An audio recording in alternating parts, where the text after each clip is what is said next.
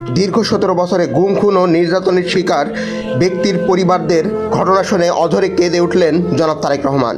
এছাড়াও দেখা যায় তারেক রহমানকে জড়িয়ে গুম হওয়া সন্তানের মায়ের আহাজারি।